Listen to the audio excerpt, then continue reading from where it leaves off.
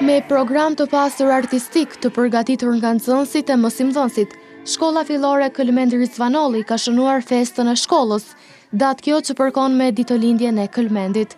Drejtoresha e shkollës, Valma Kamishi Zeka, në fjalën e saj u shpreh se ky institucion ka qenë vatër e dijes për 13 vite me radhë dhe se shkolla nuk është vetëm vend ku mësohet, por edhe vend ku formohen njerëzit që ndryshojnë botën.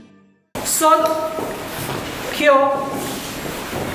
ky vend do të mbushet me zëra, me këngë, me poezi dhe me buzëqeshje, por mbi të gjitha do të mbushet me krenarin për shkollën tonë. Sepse po besojmë që një shkollë e mirë nuk është vetëm vendi ku mësohet, por vendi ku formohen njerëzit që të ndryshojnë edhe botën. Me shumë krenari, për 13 vite më radhë në këtë komunitet shkollor të jashtëzakonshëm dhe me besim të madh në të ardhmen e nxënësve tanë, kemi punuar që të jemi model dhe shembull i mirë, por duke qenë të vetëdijshëm që puna në shkollë dhe në arsimimin e këtyre nxënësve kërkon ende më shumë. Drejtori në Drejtorinë e Arsimit në Gjakov, Hysen Brahimaj, në fjalën e tij u shpreh se kjo shkollë ka dëshmuar se është institucion model i dijes. Para 13 vite ky objekt ka filluar punën. Falë stafit të cilët e kryejnë një punë të jashtëzakonshme, falë prindëve të cilët janë shumë koordinues, falë nxënësve të cilët janë shumë aktiv, kjo shkollë për momentin është model në punën e Gjakovës. E them me përgjegjësi të plotë, për arsye të shumë motja të cilat janë bën nga brenda dhe jashtë.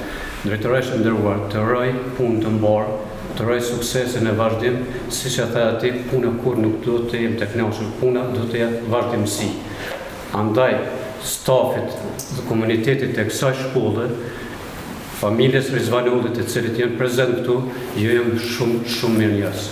Ndërkaq familjari i Këlmendi Rizvanollit, Xhelal Kusari, sot uroi që shkolla të ketë sa më shumë suksese, sepse kjo ka qenë dëshira e prindërve të Këlmendit dhe vet atij. Unë uroj që gjendja e mirë e shkollës dhe vlerësimet që vëllon që kjo shkollë, këtë shkollë model, të jetë pikë referencë edhe për shkolla tjera dhe të ketë suksese të vazhdueshme, të pandalshme. Se këto ishin edhe dëshirat e prindëve të Këlmendit dhe të ative.